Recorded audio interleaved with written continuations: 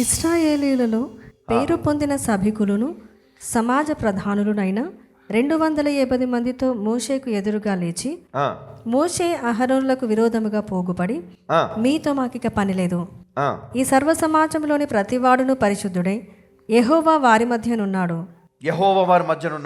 యెహోవా సంఘము మీద మిమ్మును మీరేలా హెచ్చించుకొనుచున్నారనగా మోషే ఆ మాట విని సాగిలపడెను.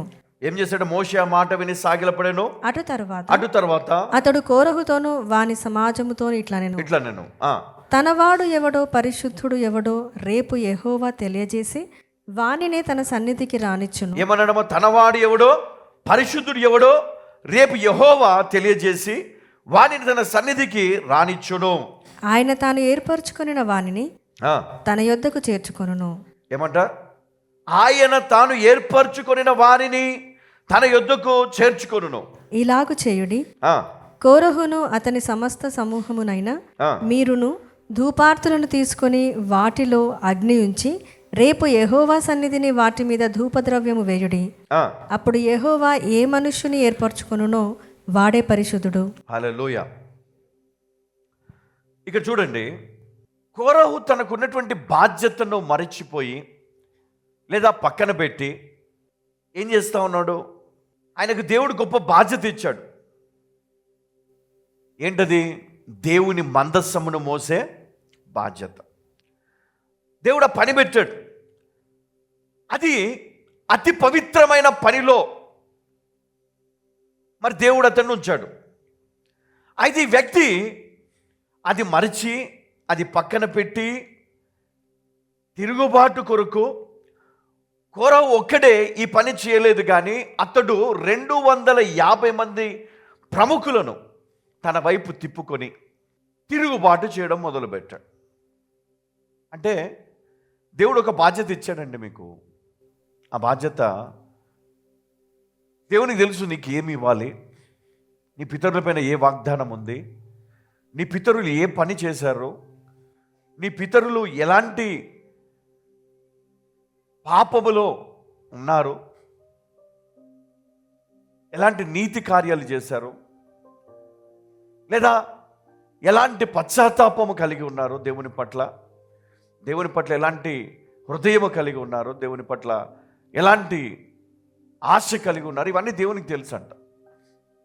దాన్ని బట్టి వారి సంతానమునకు దేవుడు అడగకుండానే ఒక ప్రత్యేకతను, ఒక ప్రాముఖ్యతను, దేవుని దయను, దేవుని యొక్క ప్రేమను మరియు దేవుని కనికరంను వారిపైన ఉంచుతాడు. అది మరిచి తిరుగుబాటు చేస్తున్నాడు. అంటే ఈ రోజుల్లో చాలా మట్టుకు మనం చూస్తే దేవుడు నిన్ను ఒక పని కొరకు నిర్ణయించుకుంటాడు, దేవుడు నిన్ను ఒక పని కొరకు ప్రత్యేకించుకుంటాడు. అయితే దాన్ని మనం మర్చిపోతూ ఉంటాం, దాన్ని పక్కన పెట్టి తిరుగుబాటు చేస్తూ ఉంటాం. నాకు అది కాదండి, నాకు ఇది కావాలా, నాకు అది కాదండి, నాకు అర్హత ఉంది, నేను ఫలాని పదవి నాకు కావాలా.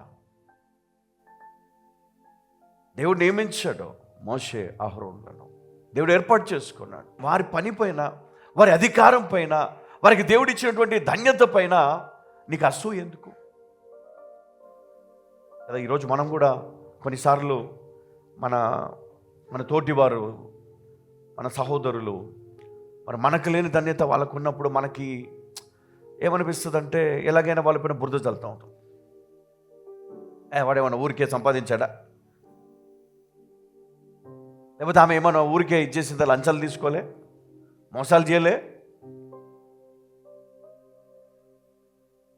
అంటే ఇలాంటివి మనం వాళ్ళపైన బురద చల్లుతూ ఉంటాం. అంటే ఒక మంచి పేరు వస్తూ ఉంటే వాళ్ళ ఆ పేరు అంటే దేవుడు వాళ్ళని బ్లెస్ చేస్తూ ఉన్నాడు, నువ్వు కాదు, నేను కాదు కదా. దేవుడు వాళ్ళని ఎన్నుకున్నాడు. అందుకనే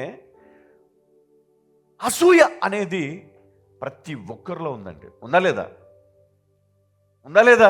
మేబీ అతనికి మోషే అహరోనులను చూసినప్పుడు మరి కొంత అసూయ, ఎందుకంటే వాళ్ళు కూడా మరి కహాతీల్లో మరి ఉన్నటువంటి వారే కాబట్టి, ఆ వంశపు వారే కాబట్టి మరి వీరికి కొంత కదా. మరి వారిద్దరి తాతలు ఎవరు? లేవి. సో కొంత వాళ్ళకి ఉంటుంది ఆయనకి. సో దీన్ని పట్టుకొని ఆయన ఏం చేశాడంటే సమానత్వం అన్న స్లోగన్ తీసుకొని వచ్చాడు. ఏంటది? సమానత్వం. వాళ్ళకేమో నాయకత్వం, మోషేకు, అహరోనుకేమో యాజకత్వం. ఇది ఎక్కడి న్యాయం కదా? మేము కూడా ఏమన్నాడు ఆయన? ఈ సర్వ సమాజంలోని ప్రతివాడును పరిశుద్ధుడే, ప్రతివాడును పరిశుద్ధుడే, యెహోవా వారి మధ్యనున్నాడు. ఎవరి మధ్యలో? అందరం పరిశుద్ధులమే కదా. మీరే కాదు గొప్పవాళ్ళు, మేము కూడా ఉన్నాము, మాతో పాటు అందరు ఉన్నారు, అందరం పరిశుద్ధులమే. దేవుడు మాతో కూడా ఉన్నాడు, వారితో కూడా ఉన్నాడు. కాబట్టి ఈ నాయకత్వం కానీ యాజకత్వం కానీ ఇది అందరికీ వర్తిస్తుంది. మీతో మాకు పని లేదు, ఇంకా మేము సపరేట్ అయిపోదాం అనుకుంటున్నాము అని చెప్పి మరి కోరహు 250 పెద్దలను పోగు చేసి తిరుగుబాటును వారు ప్రకటించారు. అయితే ఈ మాట మోషేకు, అహరోనులకు మరి వారు వివరించారు. మీతో మాకిక పని లేదు, ఈ సర్వ సమాజములోని ప్రతివాడును పరిశుద్ధుడే. ఏమన్నాడు? మనం అందరం నీతిమంతులమే. ఇప్పుడు కూడా అదే మాట్లాడుకుంటాం కదా. దేవుడు మీకే ఇచ్చాడు అభిషేకం, దేవుడు మిమ్మల్ని అభిషేకించాడు, మాకు కూడా ఉంది అభిషేకం, దేవుడు మాకు కూడా ఇచ్చాడు అనాయింటింగ్.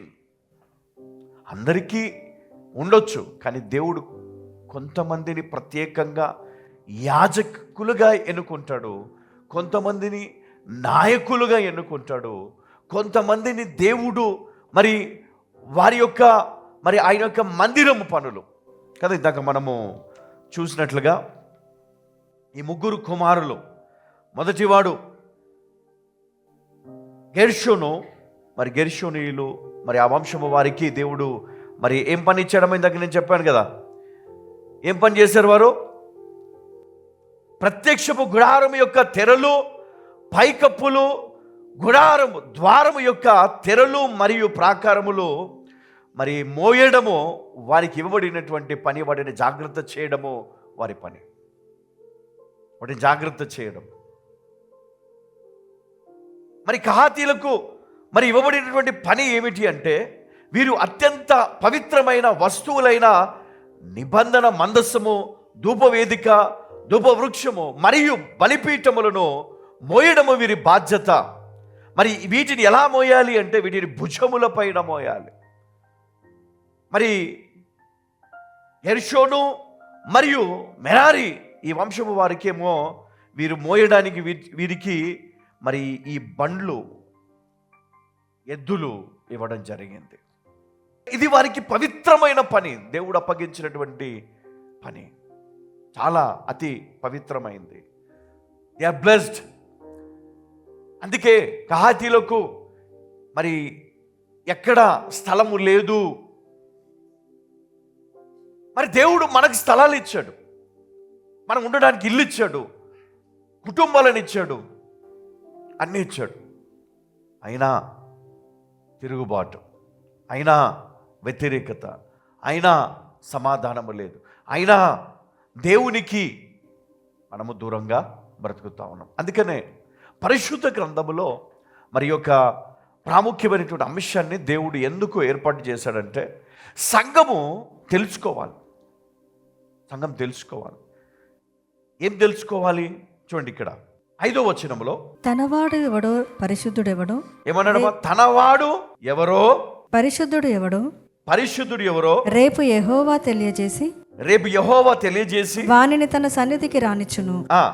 ఆయన తాను ఏర్పరచుకొనిన వానిని తన యొద్దకు చేర్చుకొనును. చూడండి, తనవారెవరో ఏమన్నాడు?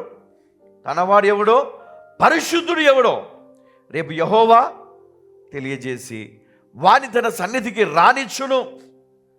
ఆయన తాను ఏర్పరచుకొనిన వారిని తన యొద్దకు చేర్చుకొను.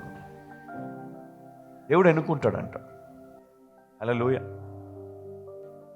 వాళ్ళని ఎన్ని ఆటంకాలు పెట్టినా వాళ్ళని దేవుడు నడిపిస్తాడంట, ముందుకు తీసుకొనే వెళ్తాడు.